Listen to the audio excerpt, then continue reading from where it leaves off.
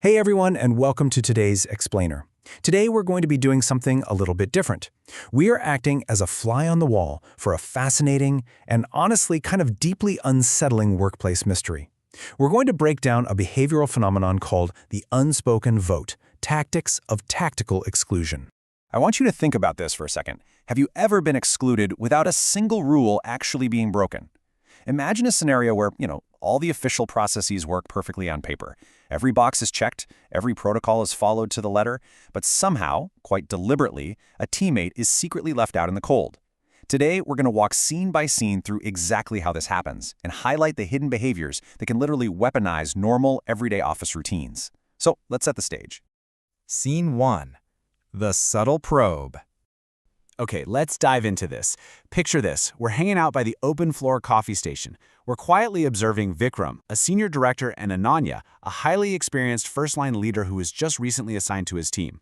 Vikram casually leans against the counter, kind of testing the waters, and says, "You wouldn't join us for the team dinner, right, Ananya?"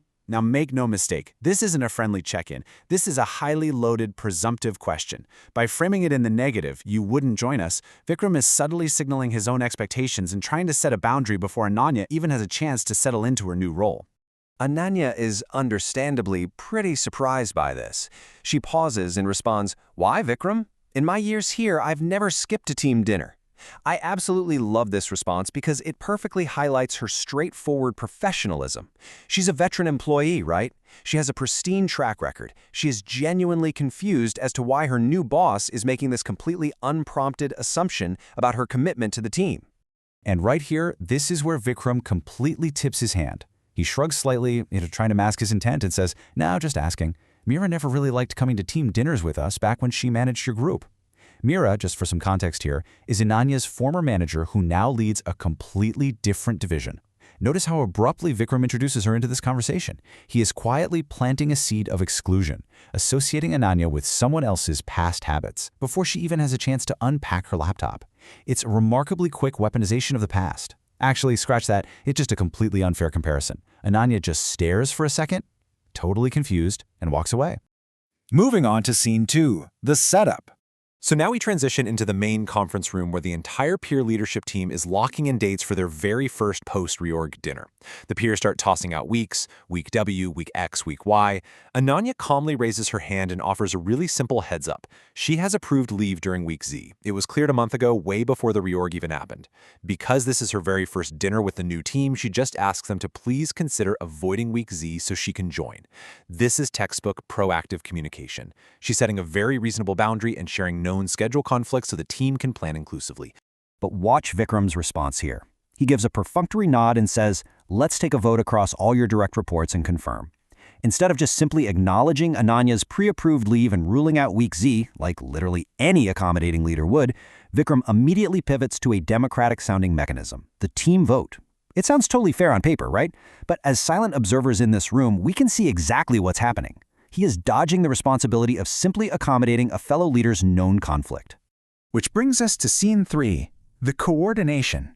And this brilliantly illustrates what happens next. Over the next few days out in the open office, Ananya's own direct reports organically vote for week Z to make sure she can attend. But across the floor, the timeline tells a very different story. Day 1, the dinner is proposed, and Ananya clearly mentions her leave. But on day 2, we observe Rajesh, who is Vikram's loyal confidant, syncing up privately with the rest of the peers. By day 3, the group miraculously submits their collective vote. And the winning week? Week Z, the exact week Ananya is away. Scene 4, the exclusion. The process is over and the outcome is locked in. The celebration is in full swing at a high-end restaurant dining hall during week Z. Vikram, the peers, and all their direct reports are laughing and bonding. Ananya's direct reports are even there, but Ananya's chair remains empty. Back home, checking her phone, she feels that distinct, painful awkwardness of being quietly sidelined by her new peer group and her new leader. Anatomy of exclusion, breaking down the behaviors. So, the crucial point is, how did this actually happen without a single HR violation? Stepping into the shoes of a behavioral psychologist for a second, let's look at Vikram. He exhibited something called anchoring and transference bias. Because Ananya came from Mira's division, Vikram projected Mira's past behaviors, specifically her dislike for team dinners, directly onto Ananya. Instead of evaluating Ananya on her own merits and her own stellar track record, he anchored his expectations to this unacknowledged pre-existing bias, which ultimately created a self-fulfilling prophecy of exclusion. Vikram also utilized passive exclusion via process. This is the act of using legitimate-sounding mechanisms, like a team vote, to validate a predetermined exclusionary outcome. The unspoken vote was never a democracy. It was a weaponized process designed entirely to keep Vikram's hands clean. Rather than making an overt administrative decision to exclude his new manager, he just used the veil of team consensus to do his dirty work. Now, what's really interesting about this breakdown is the pure dynamics at play. Rajesh displays in-group alignment. As the trusted ally, he actively drives consensus against his new peer. The rest of the peer group, they display selective empathy. They consciously prioritize political alignment with the boss over empathy for a teammate. And Ananya, unfortunately, experiences systemic alienation. I really want to hover on that concept for a moment because it's the true emotional core of the story: systemic alienation. Even seasoned organizational veterans lose psychological safety when team integration rituals are weaponized against them. This isn't just about missing out on a dinner. Subtle, passive workplace exclusion damages highly experienced talent and erodes trust just as deeply as overt hostility. When handled indifferently, the very processes that are meant to build teams can actually destroy them. Let's talk about rewriting the script.